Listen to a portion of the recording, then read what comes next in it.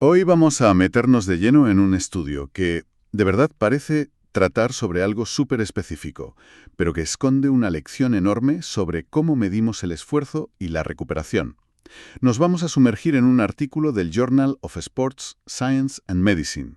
Se publicó en 2026, el autor es Dong-Min Zhu, y el título, que es un poco largo, es Scoring and Possession Small-Sided Games Elicit Distinct 48-Hour Muscle Damage and Neuromuscular Responses in Basketball Athletes. Vaya título, sí. Sí, pero la idea de fondo es muy potente. A ver qué te parece. La pregunta es, ¿cómo puede ser que cambiar una sola regla en un entrenamiento de baloncesto transforme por completo el impacto físico durante los 2 días siguientes? Esa es la gran pregunta. Y vamos a ver que la respuesta tiene miga. Pues esa es nuestra misión. Vamos a desentrañar ese misterio. Para empezar, y para que todo el mundo esté en la misma página, hablemos de los partidos en espacio reducido, los SSGs. Ajá.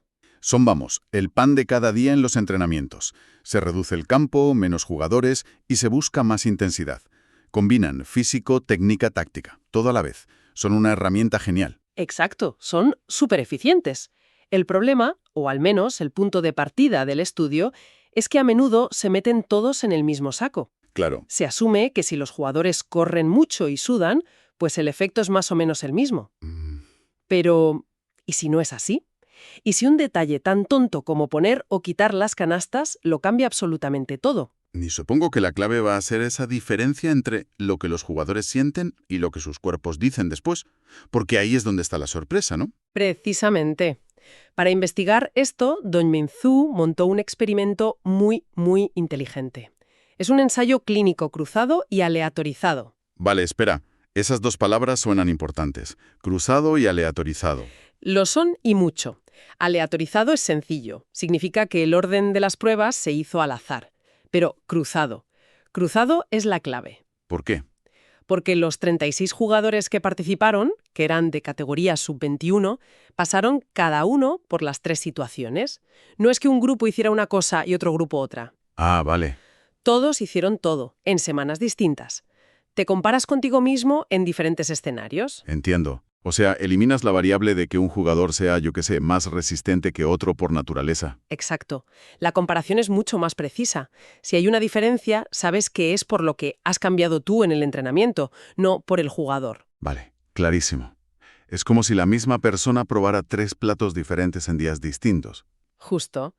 Y en este caso los platos eran 3.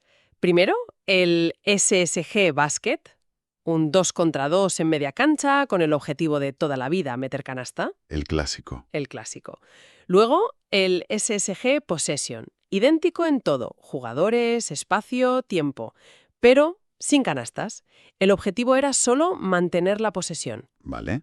Y el tercero era la condición de control, el entrenamiento normal del equipo, sin ningún partidillo extra, para tener una base con la que comparar. De acuerdo. El escenario está montado.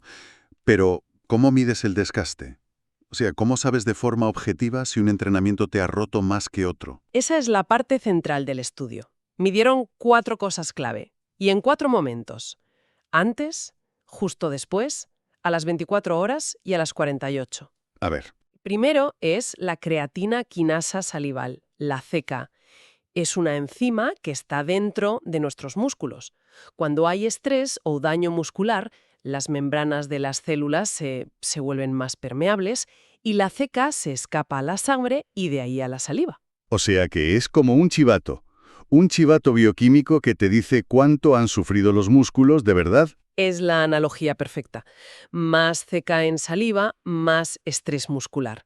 Luego, para el dolor, usaron 2 cosas. Una muy objetiva, el umbral de dolor por presión, o PPT. ¿Y eso qué es? Pues te aplican presión con un aparatito en el isquiotibial y miden cuánta fuerza hace falta para que digas ¡ay! Ahí duele. Si necesitas poca presión, es que el músculo está más sensible, más dolorido. Vale. Y el segundo método para el dolor me imagino que es el de toda la vida. Sí, la escala visual analógica, la VAS. La típica línea de 0 a 100, donde el jugador marca cómo de intensas son sus agujetas. Es su percepción subjetiva. Tienes el dato objetivo y el subjetivo. Me gusta. Claro, así cubres todos los ángulos. Fantástico. Ya tenemos el daño bioquímico y el dolor. ¿Qué falta? El rendimiento. ¿De qué sirve no tener dolor si luego no puedes ni moverte? Cierto. Para eso midieron el índice de fuerza reactiva, el RSI. Esto es una pasada para medir la explosividad, la capacidad de respuesta del sistema neuromuscular. ¿Y cómo se mide? El jugador se deja caer desde un cajón de 30 centímetros y nada más tocar el suelo tiene que saltar hacia arriba lo más alto y rápido que pueda. El índice combina la altura del salto con el poquísimo tiempo de contacto con el suelo. Ah, qué bueno. Si el RSI baja, significa que tu sistema nervioso está fatigado. No recluta las fibras musculares igual de rápido. Vale. El puzzle está completo. Daño, dolor y rendimiento. Y aquí es donde la cosa se pone muy interesante. Los resultados no fueron ambiguos, ¿verdad? Para nada. Fueron abrumadores. En los 4 marcadores, sin excepción, el partidillo con canastas, el SSG Basket, causó un impacto muchísimo mayor y más duradero. Y no hablo de una pequeña diferencia, hablo de un mundo. Vamos a desglosarlo. Empecemos por el chivato, la creatina quinasa. Con la CK pasó algo fascinante. En las 3 condiciones, los niveles subieron un poco justo al terminar. Normal. Pero con el SSG Basket, la historia no terminó ahí. Los niveles siguieron subiendo y subiendo, y alcanzaron su pico máximo a las 48 horas. Espera. ¿Cómo que a las 48 horas? El pico de daño muscular se alcanzó 2 días después del entrenamiento. Sí. Eso es increíble. Es como si el golpe tuviera un efecto retardado. Yo pensaba que lo peor era siempre al día siguiente. Pues no siempre. En este caso, es una respuesta retardada y muy prolongada. El cuerpo seguía lidiando con el estrés 2 días más tarde. En cambio, con el de posesión y el control, los niveles subieron un poco y enseguida se estabilizaron o empezaron a bajar. La diferencia a las 48 horas era gigante. ¡Qué fuerte! ¿Y esta misma película de terror para los músculos se repitió con el dolor con las agujetas? Fue un calco. Con el SSG Basket, el pico de agujetas lo notaron a las 24 horas, que eso sí es más típico. Pero lo importante es que a las 48 horas seguían fatal, no se habían recuperado.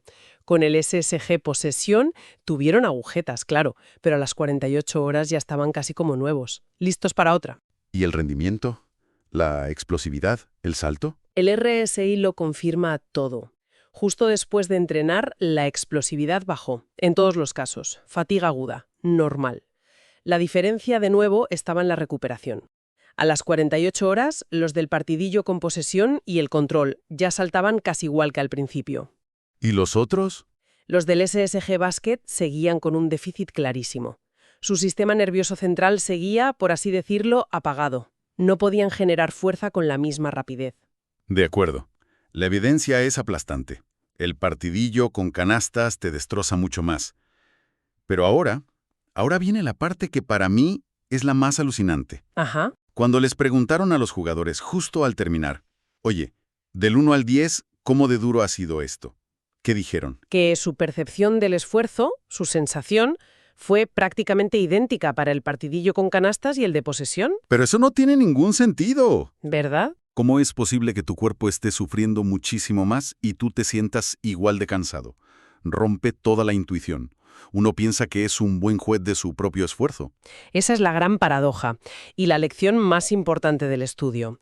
Nuestra percepción del esfuerzo, lo que se llama RPE, está muy influida por cosas metabólicas, ¿sabes?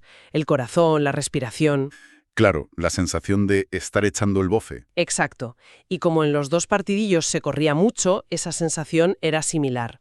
Pero el daño muscular, el que necesita días para repararse, no viene tanto de ahí. ¿De dónde viene entonces? Viene de acciones mecánicas muy intensas, sobre todo de las que tienen un componente excéntrico. Excéntrico. Un movimiento excéntrico es cuando un músculo se alarga mientras está generando tensión. Piensa en aterrizar de un salto o en frenar en seco para cambiar de dirección. Esas son las acciones que provocan microroturas en las fibras. Claro, tiene todo el sentido. La hipótesis más fuerte, aunque no lo midieran con GPS, es que el SSG Basket, por su naturaleza, te obliga a hacer muchísimas más de esas acciones. Por supuesto. Para atacar la canasta tienes que acelerar a tope. Para defender un tiro tienes que saltar. Para driblar a un rival tienes que frenar en seco. Eso es. El juego de posesión es intenso, pero es más fluido, ¿no? Menos picos de acelerón, frenazo, salto. Exactamente. El de posesión es exigente para el corazón y los pulmones, pero el de canastas es neuromuscularmente devastador. Y esa es la diferencia que el jugador no siente en el momento, pero que su creatina quinasa nota durante 2 días. Entonces, si llevamos esto al mundo real, a la planificación de un entrenador, ¿qué hacemos con esta información? ¿Qué significa en la práctica? Pues las implicaciones son enormes y muy directas. Este estudio le da a los entrenadores una herramienta basada en datos para diseñar sus semanas, el famoso microciclo. Un ejercicio como el SSG Basket lo tienes que etiquetar como carga neuromuscular muy alta. O sea que, si eres entrenador y pones este ejercicio un viernes por la tarde cuando juegas el domingo, es básicamente un acto de sabotaje contra tu propio equipo. Es la receta perfecta para el desastre, vamos. Estarías mandando a tus jugadores al partido con una fatiga residual enorme, con el sistema nervioso deprimido, aunque ellos te juren que se sienten bien. Uf. Ese tipo de entrenamiento es para un lunes o un martes, cuando tienes al menos 72 horas por delante para recuperarte del todo. ¿Y el partidillo de posesión? ¿Qué papel juega entonces? Pues se revela como una opción fantástica para mitad de semana, para un miércoles, por ejemplo. Puedes trabajar la táctica, la toma de decisiones, mantener una intensidad cardiovascular alta, pero con la tranquilidad de que el coste neuromuscular es mucho más bajo. La recuperación será rápida y no hipotecas el partido del fin de semana. Vale, esto encaja muy bien. Casi. Demasiado bien. Me pregunto si hay algo que se les escapó. ¿Tenía el estudio algún punto ciego? Porque ningún estudio es perfecto. Es una pregunta crucial, sí. Y la más evidente es que, como has dicho antes, no midieron la carga externa de forma objetiva. Cierto. O sea, no sabemos el número exacto de saltos, de aceleraciones, lo inferimos, y es una inferencia muy lógica, pero el dato no está ahí. Una investigación futura debería usar GPS para confirmar que efectivamente ahí está la diferencia. ¿Alguna otra limitación? Sí, 2 más. La muestra es muy específica. Jugadores universitarios, varones, sub-21. ¿Sería igual en profesionales de la NBA, que se recuperan a otra velocidad, o en jugadoras que tienen un perfil hormonal diferente que puede influir? No lo sabemos. Claro. Y por último, el seguimiento paró a las 48 horas. Viendo cómo iba la curva de la creatina quinasa en el grupo de canastas, que seguía para arriba, es muy posible que la recuperación completa tarde incluso más, quizá 72 o hasta 96 horas. En resumen, una simple modificación en las reglas, añadir el objetivo de marcar, lo cambia absolutamente todo. No es la intensidad que sientes, es el tipo de acciones que haces. El objetivo de meter canasta impone una hipoteca fisiológica que el cuerpo tarda más de 2 días en pagar. Y esto nos deja una reflexión que va más allá del baloncesto, creo yo. A ver. Si un cambio tan sutil en un ejercicio tiene este efecto tan bestia, nos obliga a preguntarnos en nuestra propia vida, en el trabajo, en lo que sea, ¿qué actividades son nuestro SSG Basket? ¿Qué tareas, aunque no parezcan las más largas ni las más intensas, nos dejan con esa fatiga muscular para el día siguiente? Buena pregunta. A lo mejor no es la reunión de 3 horas, que es agotadora metabólicamente, sino los 15 minutos de una negociación súper tensa, llena de arranques y frenazos. El estudio nos enseña a buscar el coste oculto no en la adulación, sino en la naturaleza de la tarea. Ha sido un análisis revelador de verdad.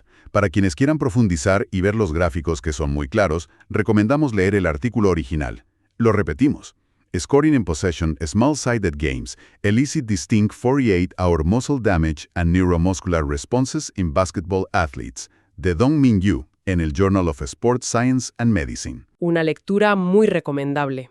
Ilustra a la perfección cómo la ciencia puede y debe guiar la práctica diaria. Y para no perderse futuros análisis como este, que conectan la investigación con la aplicación real, es un buen momento para seguir el canal y activar las notificaciones. Nos vemos en el próximo.